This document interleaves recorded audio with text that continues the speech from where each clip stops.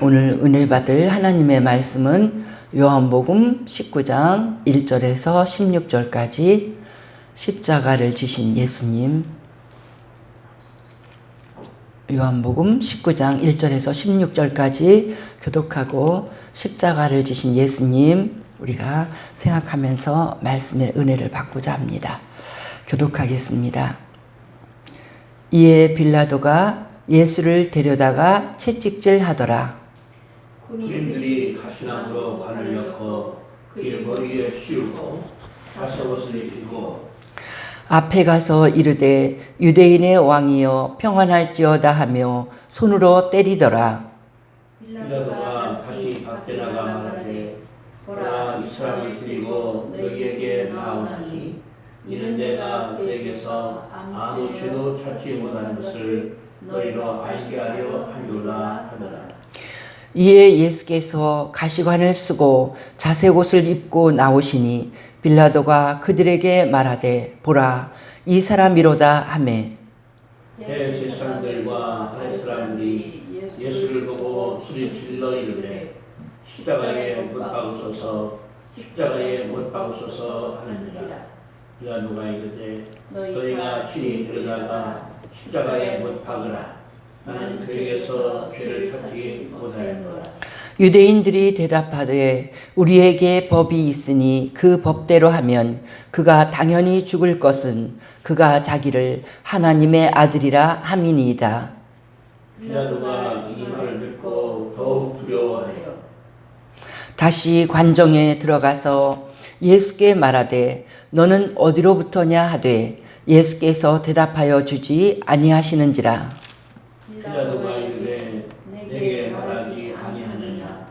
내가 너를 놓을 권한도 있고 십자가에 못 박힐 권한도 있는 줄 알지 못하느냐. 예수께서 대답하시되 위에서 주지 아니하셨더라면 나를 해할 권한이 없었으리니 그러므로 나를 내게 넘겨준 자의 죄는 더 크다 하시니라.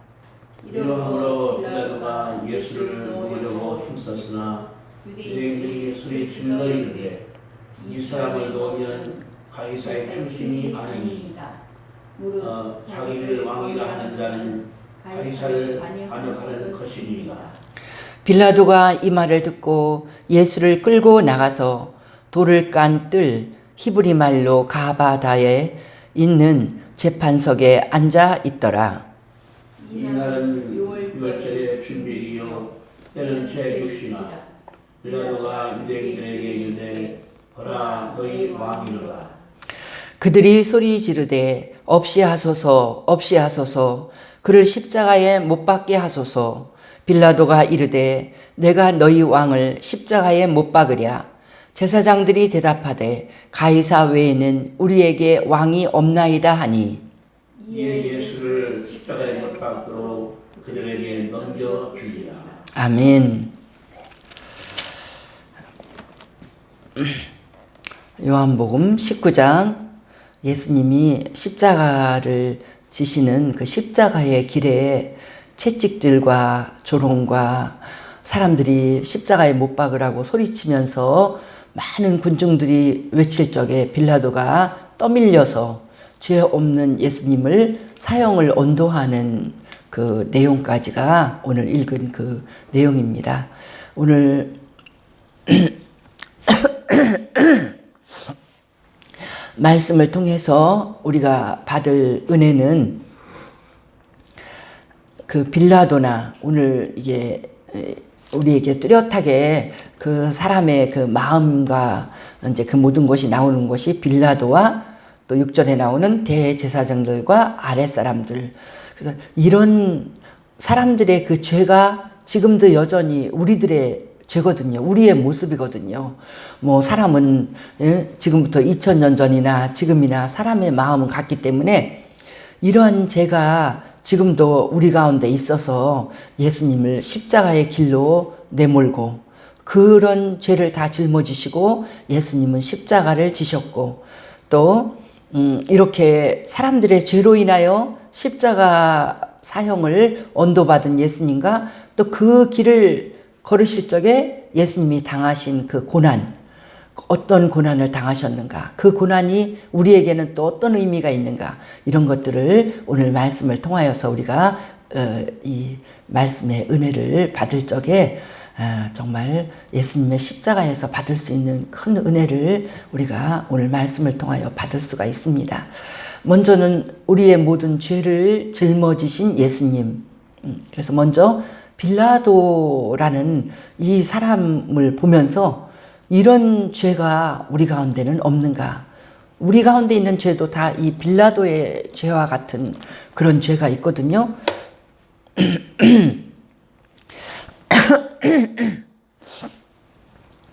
빌라도를 보면은 이 빌라도는요, 예수님을 신문을 할 때 이 법적인 예수님에게 죄가 있는가 없는가를 말할 수 있는 그런 제일 높은 지위에 있는 사람이었어요. 그러니까 예수님을 십자가형을 시키고 싶으니까 유태인들이 총독에게로 예수님을 끌고 간 거거든요. 근데 이 총독 빌라도는 예수님을 앞에 지금 우리가 19장을 읽었지만 18장 뒷부분에서도 예수님을 신문을 했습니다. 그래서 예수님을 신문을 할 때 그는 죄를 찾을 수가 없었어요. 네가 그 유대인의 왕이냐? 물을 적에 예수님은 내 나라는 이 세상에 속한 게 아니라고 18장 36절에 대답을 하셨거든요. 그러니까 빌라도가 그럼 너 왕이 아니냐? 그러니까 예수님은 왕인데 진리를 위한 왕이라고 이런 말씀을 하시는 거예요. 그래서 이 빌라도는 이 사람의 죄는 어떤 우리 로마법에 해당된 죄가 아니고 자기네끼리 종교적인 문제를 가지고 이렇게 하는구나 알았습니다. 죄가 없다는 걸 알았어요. 그래서 죄 없다는 말이 18장 38절에서 끝절에 나는 그에게서 아무 죄도 찾지 못하였노라. 죄가 없다고 빌라도는 결론을 내렸습니다. 자기 양심으로 또 자기가 다 조사한 바로 이 사람은 전혀 세상적인 어떤 죄를 지은 게 없다. 이렇게 결론을 내렸어요. 그리고 사람들 앞에서도 몇 번이나 고백을 했습니다. 오늘 읽은 19장에서도 4절 보면 내가 그에게서 아무 죄도 찾지 못한 것을 너희로 알게 하려 함이로라. 아무 죄를 못 찾았다는 거예요. 그리고 6절 끝에도 보면 나는 그에게서 죄를 찾지 못하였노라. 죄를 못 찾았다. 빌라도가 다 예수님의 이야기를 듣고 그들이 고발한 말도 듣고 왕이라고 했는데 이 세상에 있는 나라의 왕이 아니라는 거예요. 뭔지 추상적으로 빌라도가 들을 때는 이해가 잘 안 됐어요. 진리의 왕이라는 거예요. 그러니까 이 사람이 무슨 죄가 있어?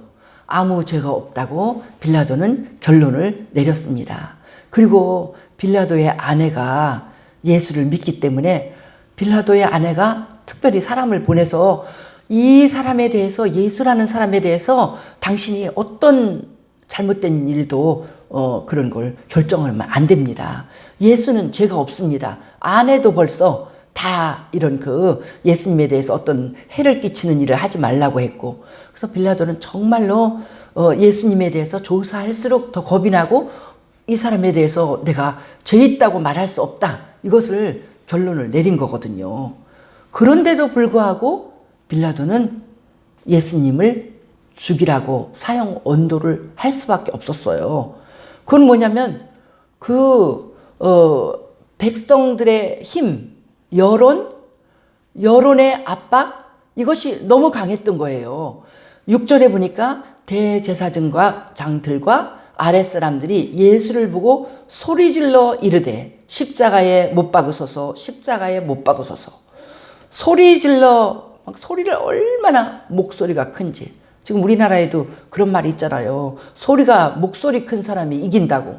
그게 좋은 게 아니거든요. 막 소리질러 갖고 목소리 크게 해서 이기는 거, 그거는 정말 정정당당하게 이기는 게 아니거든요.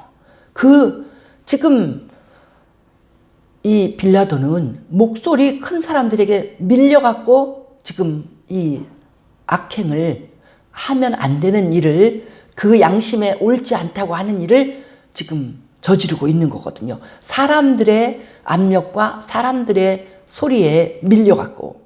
그래서 이 6절에서는 19장 6절에서는 소리 질러 이르되 이렇게 나왔는데 누가복음에서는 어떻게 하냐면 그들의 소리가 이긴지라. 누가복음에서는 이 부분을 이렇게 표현했어요. 그들의 소리가 이긴지라. 무조건 그게 진실한 건지 진실인지 거짓인지 알지도 그걸 생각할 겨를도 없이 소리가 너무 커서 그냥 그 길을 따라갈 때 이거 잘못될 수 있습니다. 그러니까 지금 우리나라도 엄청 시끄럽잖아요. 이쪽에서는 이런 소리를 지르고 저쪽에서는 저런 소리를 지르고 우리는 그 소리의 크기에 따라갈 수 없습니다. 우리는 예수님이 진리의 왕이라고 그랬잖아요. 진리를 제대로 파악하고 진리의 귀를 기울이고 진리를 따라가는 사람이 안 되면 우리가 인생을 실패할 수밖에 없어요.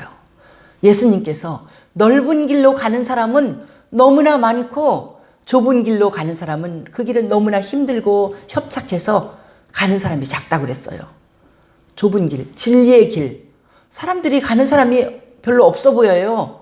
그렇게 목소리 크게 소리를 안 지르는 것 같아. 그래도 진리의 길이면 가야 돼요. 그러니까 소리가 크고 작은 게 지금 문제가 아니라 이 길이 진리의 길이다 하는 걸 들을 줄 아는 내적인 음성, 내 속에 하나님의 말씀이 있어서 말씀이 나로 하여금 어떤 것이 진리라는 걸 분별력을 갖게 해주는 사람만이 올바른 길을 걸어갈 수가 있습니다. 지금 빌라도는 그게 없거든요. 그러니까 사람들의 그 소리에 져서 큰 소리가 이겼다고 그랬어요. 막 소리 지르면서 십자가 요즘도 그렇게 압박하는 거 있거든요. 막 좋은 일로면 사람들 보고 막 또 이렇게 부부가 있으면 뭐 키스하고 요새는 뭐 여러 가지를 막 결혼도 그렇게 이 어떤 드라마 아니 무슨 뭐 TV 프로그램에 가짜 결혼하고 나오는 사람이 있으면 결혼해 소리 지르고 그 소리 지른다고 갈 수가 없는 거잖아요. 이 지금 이러한 환경 가운데서 밀려서 빌라도는 큰 죄를 졌는데 자기는 이게 옳지 않은 길을 알았기 때문에 정말로 약계에 빠져가려고 정말 쥐새끼같이 약게 하려고 한 거죠. 그래서 막 이 복음서에 보면은 이 공간 복음에 보면 손을 씻으면서 나는 이 사람의 죄하고 상관이 없다. 그러니까 그 피를 우리에게 돌리라고 유태인들이 막 소리 질렀죠. 정말 소름 끼치는 일은 2차 대전 때 유태인들이 엄청난 고통을 당했잖아요. 그들이 막 독가스실에서 죽고 그게 생각나요. 그 예수의 피값을 우리에게 돌리십시오. 막 그들이 주문하고 빌라도는 또 약은 척하고 손을 씻고 나는 이 사람 죽어도 그 죄에는 나는 상관없다. 너희가 소리 질러서 내가 그냥 어쩔 수 없이 사형을 언도한 거야? 그래도 소용없습니다. 우리가 다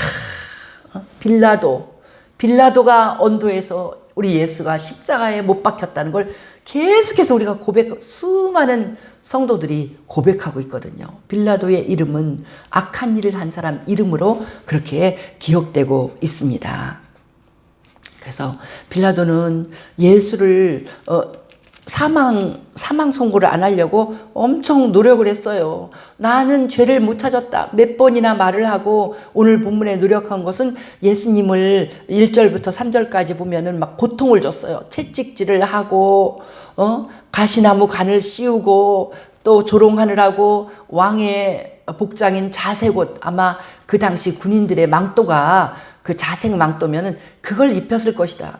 조롱하느라고 그러면서 손으로 예수님의 얼굴을 때리면서 그것이 1절에서 3절까지 나오거든요.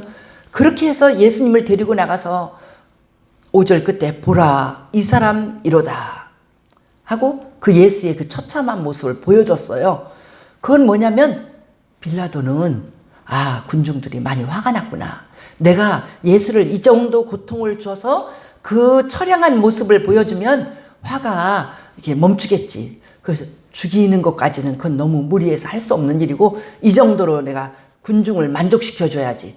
그래서 그렇게 채찍을 때릴 적에 그 채찍으로 온몸이 피투성이가 된 그 모습을 보여줬거든요. 그러면 불쌍한 모습을 보고 백성들이 됐다고 이제 그냥 풀어주려고 할 줄 알았는데 백성들은 아예 십자가에 못 박으라고 이것을 주장하려고 온 대제사장의 그런 이 졸개와 같은 사람들이기 때문에 이 빌라도의 이 작전이 통하지를 않았어요. 그래서 빌라도는 계속해서 더 걱정을 하는 것이 당연히 그는 죽어야 됩니다. 7절에 자기를 하나님의 아들이라고 말했습니다. 사실 그들이 예수를 죽이려고 하는 건 진짜 이유는 이거거든요. 자기들은 절대로 하나님의 아들 메시아 인정을 안 하고 있는데 예수님이 그렇게 말했기 때문에 예수님을 아무것도 아닌 것으로 알고 있는데 예수님이 어떤 큰 유명한 집안의 자제거나 아니면 큰 유명한 어떤 교육기관에서 교육을 받았거나 그것도 아니에요. 아주 그냥 이 나사렛 출신 아주 천민 출신 같이 보이는데 그 예수가 진리를 말하고 가르치고 놀라운 기적들을 수없이 행하고 하는 것이 그들은 참 눈에 가시와 같고 예수를 멸시하는 마음으로 그걸 전혀 받아들여 줄 수가 없는 거죠. 그리고 예수님이 메시아인 것을 그들은 절대로 받아들일 수가 없었습니다. 그들의 생각으로. 그래서 하나님의 아들이라고 말하기 때문에 우리가 죽여야 됩니다. 그럴 때 빌라도는 더 두려웠다는 거예요. 8절에 이 말을 듣고 더 두려워했다는 거죠. 그래서 예수님에게 9절에 질문하죠. 너는 어디로부터냐? 그러니까 도대체 너 정말 하늘나라에서 온 거냐? 너 정말 하나님의 아들이냐? 예수님의 그런 그 신적인 기원 그런 것들을 물어보고 있는 거예요. 그러면서 빌라도가 큰 소리를 치죠. 내가 너를 이게 그냥 자유롭게 해줄 권한도 있다. 그러면서 나한테 말하라고. 그러나 예수님은 이제 위에서 주지 않으면 나를 해야 할 권한이 없다. 그러니까 다 우리 하나님이 허락하셔야지 나는 십자가형을 당하는 거다. 이렇게 예수님은 대답을 하고 계시는 거죠. 그래서 12절에 보니까 이러함으로 빌라도가 예수를 놓으려고 힘썼으나 놔주려고 했어요. 죄가 없으니까. 그런데 유대인들이 소리 지르면서 빌라도를 끝까지 몰고 가서 예수를 죽이게 한 말이 뭐였냐면 이 사람을 놓으면 가이사의 충신이 아닙니다. 지금 로마의 총독인데 당신은 로마의 충신이 아닙니다. 왜냐하면 이 사람은 자기를 왕이라고 했기 때문에 무릇 자기를 왕이라 하는 자는 가이사를 반역하는 것이니이다. 왕에 대한 반역이 왕의 시대에는 반역이 제일 큰 죄잖아요. 반역이다 하면은 그 사람 죽어야 돼. 왕을 건드리면 안 돼. 왕의 자리를 노리면 안 돼. 그래서 뭐 옛날에 그냥 삼강오륜 이런 거 보면 막 전부 다 왕에게 대한 충성이 최고잖아요. 근데 지금 시대가 변했어요. 요즘도 이걸 볼 때 그 생각이 나요. 요즘도 갑자기 뉴스에서 국민의 영린을 건드렸다. 이런 말을 하는 거예요. 그래서 내가 아침에 사전을 찾아봤어요.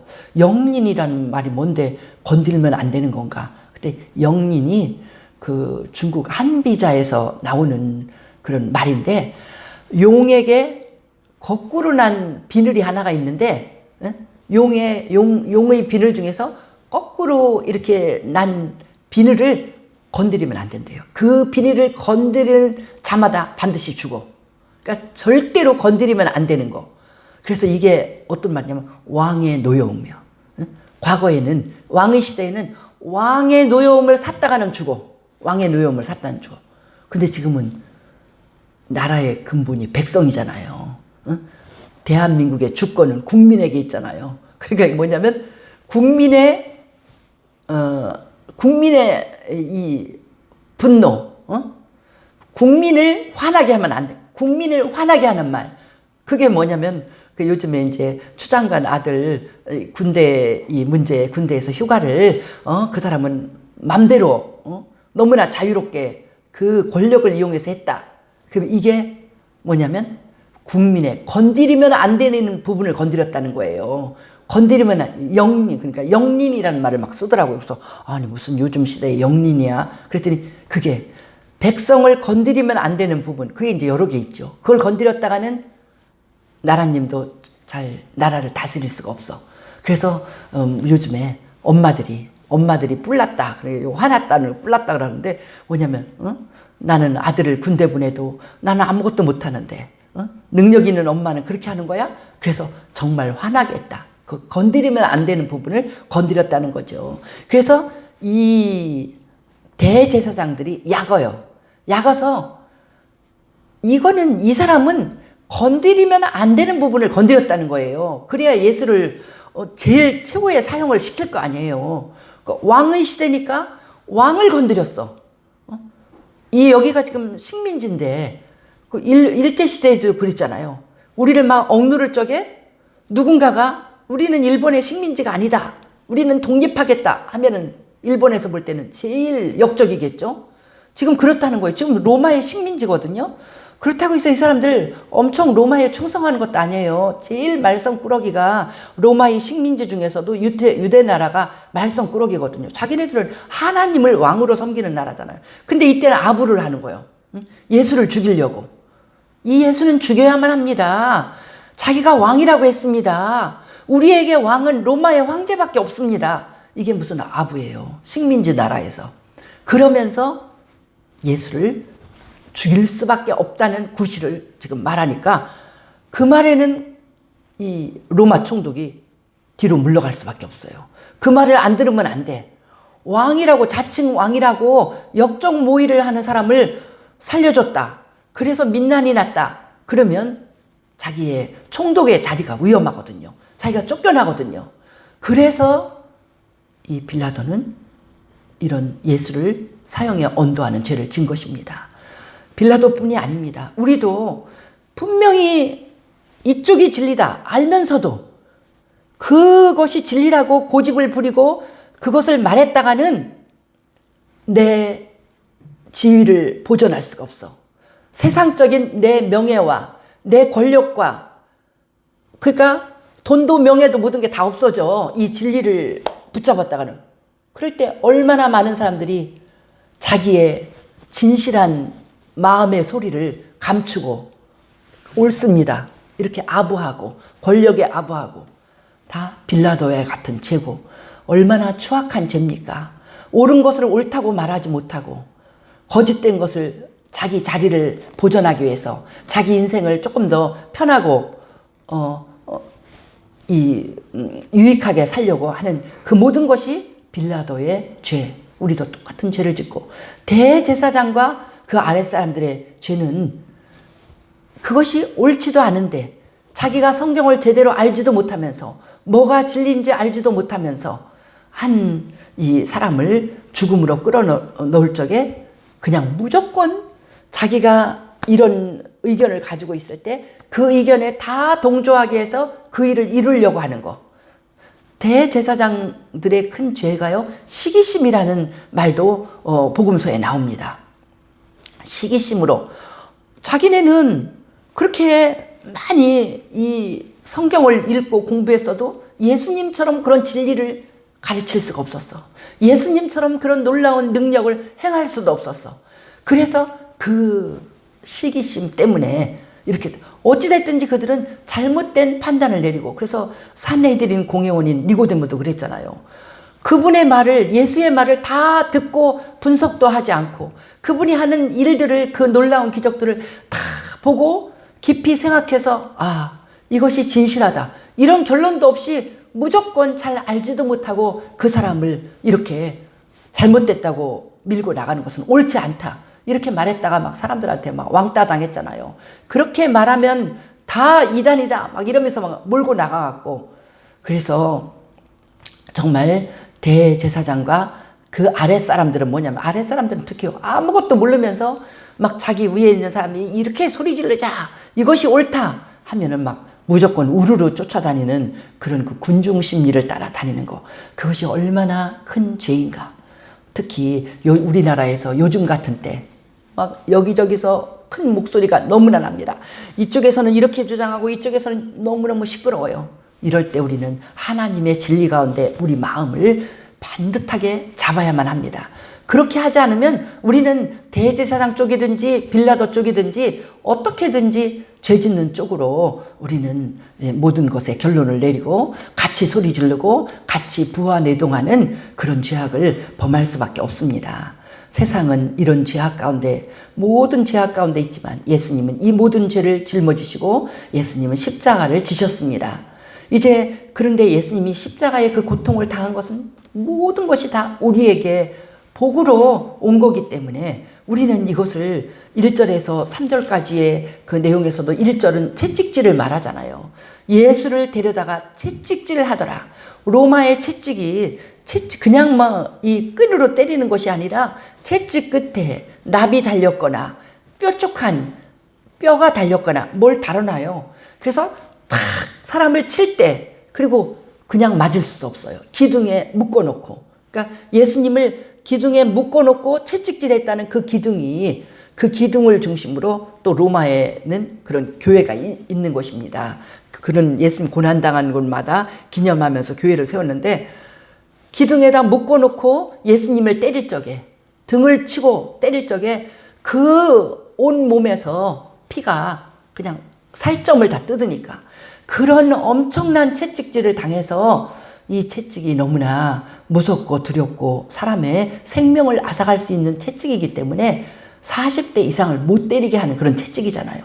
그런 채찍을 맞아서 예수님은 온몸이 피로 얼룩졌는데 이것에 대해서 이사야는 이미 700년 전에 BC 8세기니까 800년 전에 하나님은 이미 예언을 하셨어요. 이사야를 통해서. 이사야 53장 5절에 저가 채찍에 맞음으로 우리는 나음을 받았도다.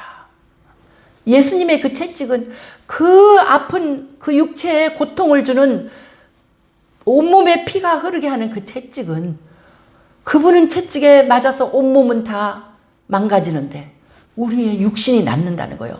우리가 나음을 받았도다. 이 나았다는 말이 힐한다는 이 말이 뭐냐면은 육체의 질병을 낫게 한다는 이런 뜻이거든요. 그래서 병을 짊어지신 예수님. 이렇게 그 부분을 해석할 때 그러잖아요. 그러니까 채찍질 하더라. 그날 예수님이 맞은 채찍은 우리의 모든 질병을 짊어지고 가시는 채찍이었습니다. 그래서 우리가 몸이 병들었을 때, 우리 육체가 병들었을 때 채찍에 맞으신 예수님을 바라보고 성경에서 말씀하셨거든요. 예수님이 채찍에 맞음으로, 예수님이 이 채찍 맞기 800년 전에 이사야를 통해서 하나님이 예언을 하셨어요. 채찍에 그분이 예수님이 맞았기 때문에 너희의 육체의 질병은 낫는다. 그래서 우리는 주님께 감사하고 어떤 병에 걸렸든지 이 코로나 질병도 채찍에 맞으신 주님께서 다 우리를 불쌍히 여기시고 다 걷어가시고 우리가 어떤 병에 걸렸든지 다 낫게 되는 놀라운 능력의 역사가 예수님의 채찍에 맞은 그 고통에서 시작되는 줄 믿습니다. 우리의 질병은 이미 사라졌습니다. 우리는 건강하게 살 수 있습니다. 사랑하는 우리 성도들, 지금도 병으로 고통받는 성도들을 향해서 우리가 채찍에 맞으신 예수님을 바라보고 기도해주고 모두 건강해져서 그가 무릎이 아프든지 허리가 아프든지 그가 어떤 상태로 연약하든지 우리 주님이 다 그의 위를 고쳐주시고 그의 이 심장을 고쳐주시고 연약한 것을 다 고쳐주시는 예수님의 채찍에 맞는 고통인 줄 믿습니다. 그리고 예수님께서는 그날에 가시나무로 관을 씌워서 조롱을 당하시고 그 자색 옷을 입히고 또 유대인의 왕이여 평안할지어다. 군인들이 이렇게 말하면서 예수님의 뺨을 때렸어요. 뺨 때린 게 지금 2번 나오잖아요. 앞부분 읽으니까 대제사장의 종들이 때렸어요. 대제사장에게 예수님이 함부로 대답한다고. 그러더니 이제는 또 왕도 아닌 것이 왕이라고 말했다고 비웃으면서 얼굴을 뺨으로. 이스라엘 사람들은요 하나님의 형상으로 만든 인간이기 때문에 얼굴을 이 뺨을 때릴 수가 없습니다. 그런데 하나님이신 예수님을 감히 가장 천한 군인들, 종들 이런 인간들이 뺨을 때리는 모욕을 당하셨거든요. 이날 예수님이 당한 조롱과 그 모욕은 내가 당할 거거든요. 내가 하나님의 심판대 앞에 설 때 평생 지은 내 죄 때문에 내가 부끄러움 당하고 지금도 나 그런 죄 안 졌어. 그러다가 그게 다 밝혀지면 막 부끄러워서 죄송합니다. 사과합니다. 막 뻔뻔하게 안 졌다고 하는데 다 검사들이 밝혀내고 막 그러면 다 그러잖아요. 내가 그거 잘못했습니다. 이러는데 얼마나 부끄러워요. 아니라고 말할 때는 얼굴을 반드시 들고 말합니다. 바로 그것이 우리들의 죄거든요. 내가 하나님의 심판대 앞에 갈 적에 내가 함부로 말한 죄, 내가 다른 사람을 속인 죄, 내가 너무 이기적으로 행동해서 다른 사람은 고통을 당한 죄, 그런 모든 것이 드러날 때 얼마나 부끄러워요. 내가 그런 사람이었는가. 내가 부끄럽고 조롱당하고 정말 내가 뺨을 맞는 수모를 당할 그 모든 것을 예수님이 이날 다 가져가셔서 나는 아무 죄도 없는 사람들인 것처럼 의의 흰옷을 입은 성도로 우리 예수님이 나를 만들어 주신 줄 믿습니다. 내가 천국에 가는 흰옷을 입은 것, 내가 의로워진 이 모든 것은 거저 얻은 것이 아니라 이날 예수님이 당한 그 무수한 채찍질, 그 조롱당하심, 십자가의 그 고통, 결국 예수님 이제 십자가에 넘겨줬다고 그랬잖아요. 17절에, 16절에 예수를 십자가에 못 박도록 그들에게 넘겨주니라. 십자가에 못 박는 그 고통은요, 이것을요, 1000번을 죽는 고통, 이렇게 말을 해요. 왜냐하면 온 몸이 다 상처가 나고 뼈가 부스러지고 이 근육이 찢어져 갖고 손과 발에 못을 박혀서 그걸 또 사람을 매달아 놨으니 얼마나 그 고통이 매 초마다 오는 그 고통은 1000번, 10,000번을 죽는 그 고통인 것입니다. 이런 고통을 당하면서 몇 시간에 걸쳐서 죽어가는 그러한 고통을 당하는 그것이 나를 위한 고통. 내가 영원히 지옥불에서 죄를 해결 못해서 지옥불에서 영원히 그 타는 불 속의 뜨거움을 느껴야 되는 나를 예수님께서 십자가에서 10,000,000번 죽는 고통을 느끼심으로 나에게 예수님께서 평안과 지옥이 아니라 천국으로 옮겨주시고 그 죄인이 아니라 의인이 되게 하시고 그래서 예수 믿는 우리에게 오는 것이 평안과 기쁨과 정말 우리에게 주시는 모든 하나님이 주시는 행복이 바로 예수님의 이 고통에서 우리에게는 행복이 온 줄 믿습니다.